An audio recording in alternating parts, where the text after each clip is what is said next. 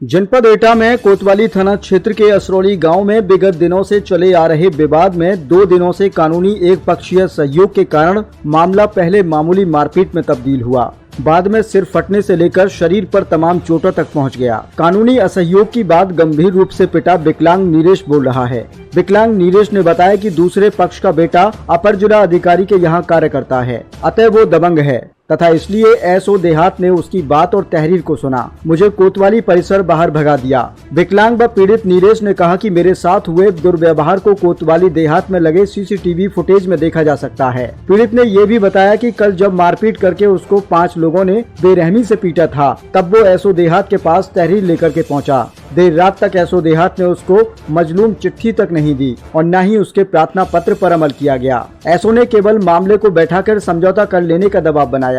चूँकि दबाव ज्यादा था, इसलिए पीड़ित विकलांग असरौली के प्रधान के यहाँ फैसला हो जिससे कोई आगे बात न बढ़े, इस वजह से पहुँच गया। प्रधान के सामने ही दूसरे पक्ष के 2 लड़कों ने विकलांग नीरेश का सिर किसी धारदार हथियार से फाड़ दिया। जब लहूलुहान विकलांग नीरेश को बाहर की तरफ आते देखा गया तो उसकी वीडियो लोगों ने बना ली।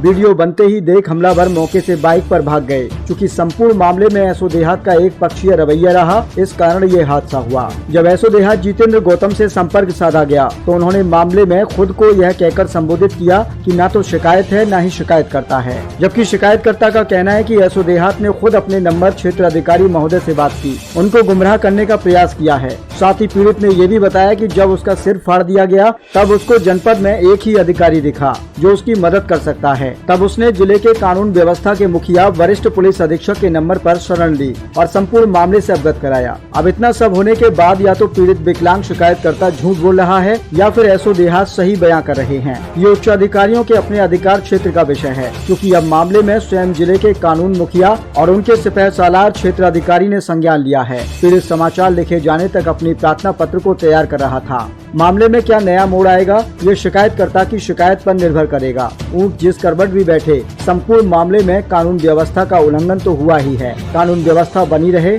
ये पत्रकार की लेखनी भी चाहती है। साथ ही पीड़ित की हालत और हालात पर भी एक संदेश देना चाहती है कि जिंदगी से सबको प्यार है, कोई यूं ही इतनी चोट खुद से नहीं मार लेगा। कानून को आज भी कानून के अच्छे अधिकारियों ने सुरक्षित बनाए और बचाए रखा है। हमसे जुड़े रहें, हमको लाइक, कमेंट और अपने सुझाव देते रहें। वंदे मातरम।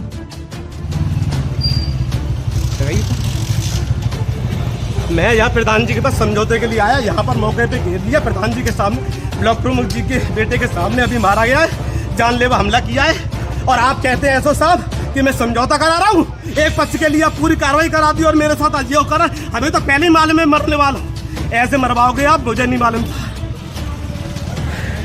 देखो सर एसओ साहब, तुम कह रहे हो कि जानलेवा हमला दोबारा कर दो।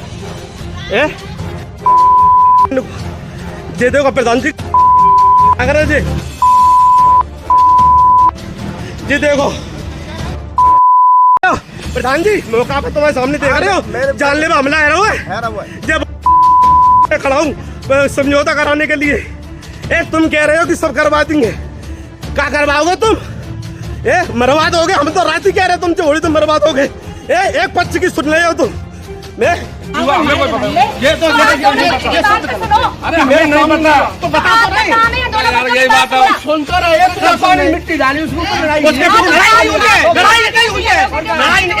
नहीं हुई है, ये समझा रहा हूँ। यहाँ अकेले व्यक्ति को विकलांग है, उसको सबने मिलकर मारा है डाल के।